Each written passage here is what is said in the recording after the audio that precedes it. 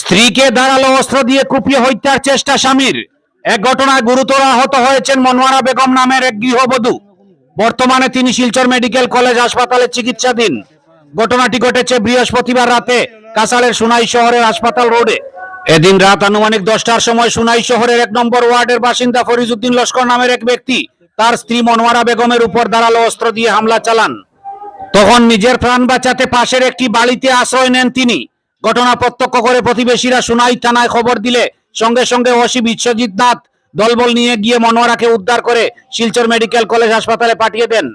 তদন্তে নেমে ঘটনাস্থল থেকে একটি বটিদা উদ্ধার করে পুলিশ।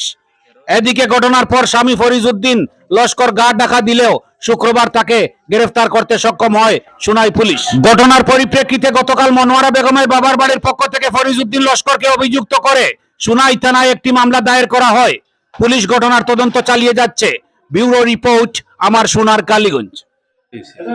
পাঁচটা ছোট বইনে ফোন লাগাইছে। ছোট বোনের নাম কি দেয়া? মনোয়ারা বেগম। তখন কিটা হয়েছে কিরকম বলে ওই রকম করে তোমরা ফট করে তাড়াতাড়ি আও কইতে কে করে? ও ফরিজউদ্দিন ফরিদুদ্দিন মানে মনোয়ারা বেগম কি হয়? স্বামী। আচ্ছা আচ্ছা বুঝলি।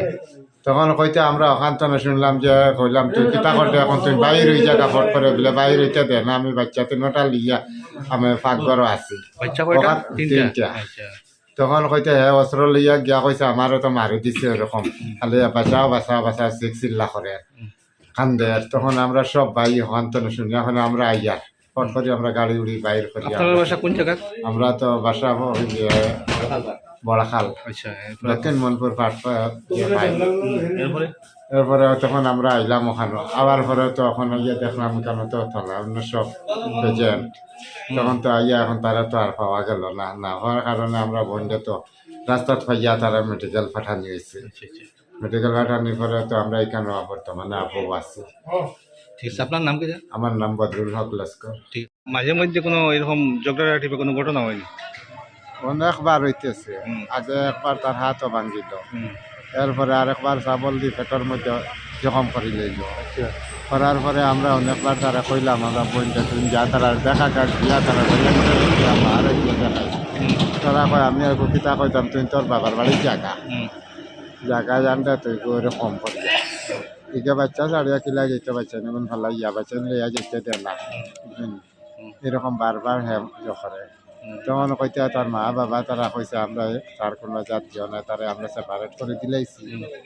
এই জানে এখন তুই তোর জানাস কিরকম কিতা করতে পারে। তখন হ্যাঁ কোনো তার কাছে গিয়ে কোনো আশ্রয় পায় না, কোনো সুযোগ পায় না। তারা যদি এরকম চাপ দিত কিছু তাই একটা সম্বল হইল। আজকে ওই যে ওরকম ঘটনা হওয়ার হইতে শিখছিল আমরা শুনিয়া বাড়িতে নিতে আইসি। আইয়া তো পুরাভাবে